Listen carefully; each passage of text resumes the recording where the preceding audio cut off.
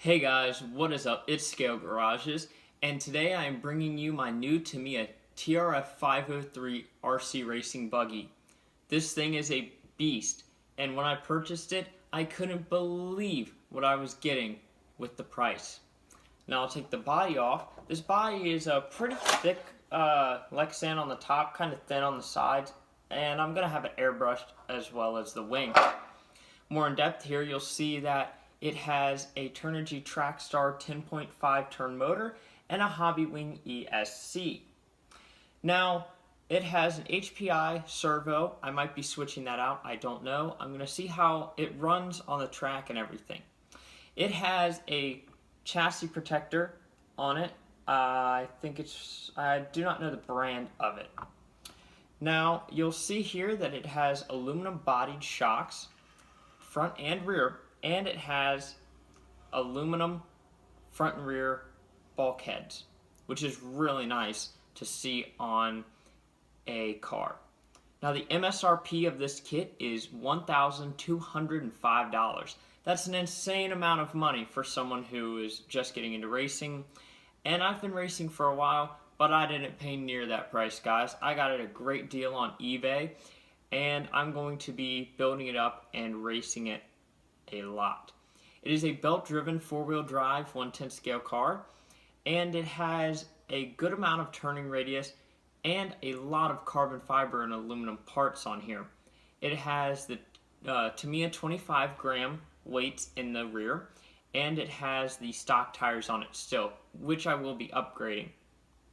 Now, I'll pull in for some closer looks at the end of the video, but it does have a sort of front-mounted motor. It's a pretty far forward motor, but I think with the weight and everything in the rear, it kind of balances it out once I have the batteries and everything in here. It came with the Futaba Receiver, but as you saw in my previous video, if you watched that, I run a Spectrum DX3R, and I'll be putting one of those receivers in here instead of this Futaba. So if you need a Futaba R203GF, leave a comment below, and might be shipping it your way for a cheap price. Now, we'll get into the nitty-gritty of what I don't quite like about this kit. The belt-driven system are on these plastic belts, or plastic where it goes onto the belt, and I'm just not a big fan of plastic parts on RC cars. Now, some things are good when they're plastic, some things are not. Like A-arms are good when they're plastic. These A-arms are pretty thick, they're good, and they seem that they'll hold up pretty well and I won't have any problems. One thing that I will note that probably is one of the main cost things on this kit is most of this kit is carbon fiber, guys. It is full-on carbon fiber madness on this truck. And that's why I thought it was such a great deal for what I paid. And I paid over $200 for it. So, you know, it's still a little bit up there for someone who's, you know, getting into racing and things. But like I said, I've been in racing for a little bit. My buddy Matt, we're going to be racing. He has a 22 four-wheel drive TLR.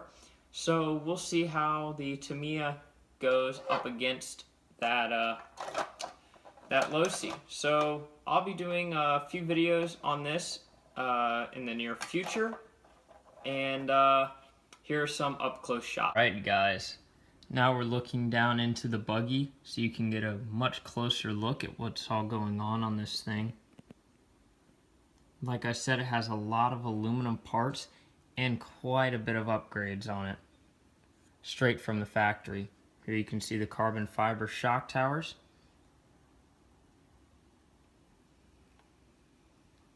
There you can see the Turnigy Trackstar 10.5 turn censored brushless motor along with the Hobbywing ESC. All aluminum, belt driven.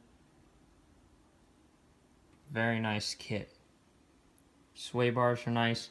The suspension is pretty nice actually, guys. I was surprised.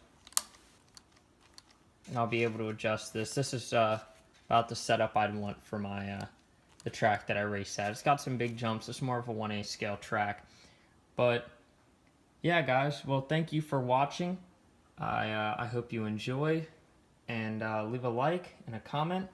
Be sure to subscribe, and this is Scalegarages, over and out.